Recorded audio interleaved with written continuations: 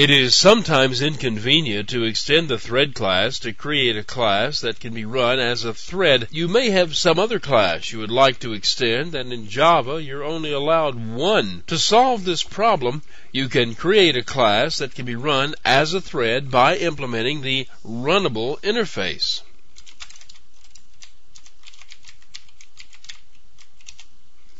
One common reason for creating a thread is for animation. To create animated motion that is smooth and doesn't interfere with the rest of the program, it's necessary to build it with its own timing loop running in its own thread. Now don't worry too much about all this graphics display stuff. It isn't on the exam, but I needed something that would display a runnable thread.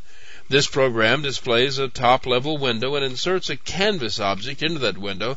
The canvas object is animated by having a bouncing ball come from the top and bounce out of the window to one side or the other. When the ball vanishes, it reappears randomly and does it again. Now, the class with the main method extends the JFrame class, which is a top-level window.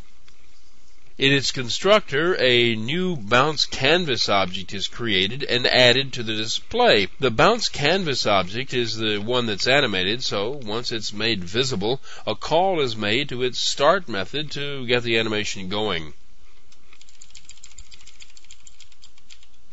The bounce canvas class extends the canvas class, so it is also a canvas object, which is a blank component that allows drawing and painting.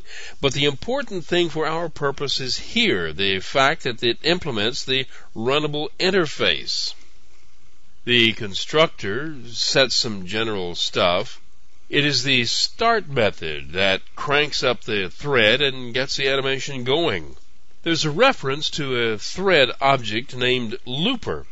If the looper reference is null, it means that there is no thread and one should be constructed. So if one needs to be constructed, the running flag is set to true and a thread object is constructed. Notice the argument on the constructor of the thread object. It's a reference to the current object. As it happens, the current object is a runnable object and can be run as a thread. Now, since this object is the one used as the argument in the constructor, this is the object that will be run when this thread is started. Once the thread is constructed, its start method is called. Remember what the start method did in the previous lesson? Well, it does it again. It creates a new thread and returns immediately to its caller. The new thread calls the run method of the object that was specified on the constructor, and the animation is off and running. And here's the run method. The loop inside the run method will continue to run as long as the boolean named running is true. So all that has to happen to kill the thread is to set the boolean to false, and the run method will return and thus kill the thread. The sleep method is called here inside the loop to time the animation. This loop executes once every 50 milliseconds. Notice that inside this loop there is a call to the method named nextFrame.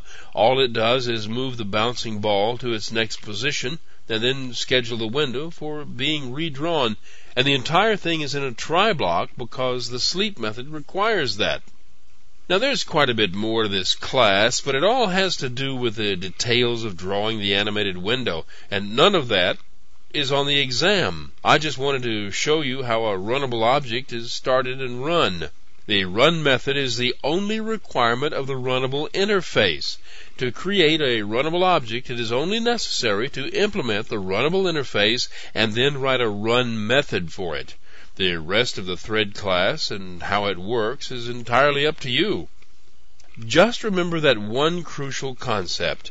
As long as the run method stays in execution, the thread stays alive. Once the run method returns, the thread dies. Now, here's what the program looks like.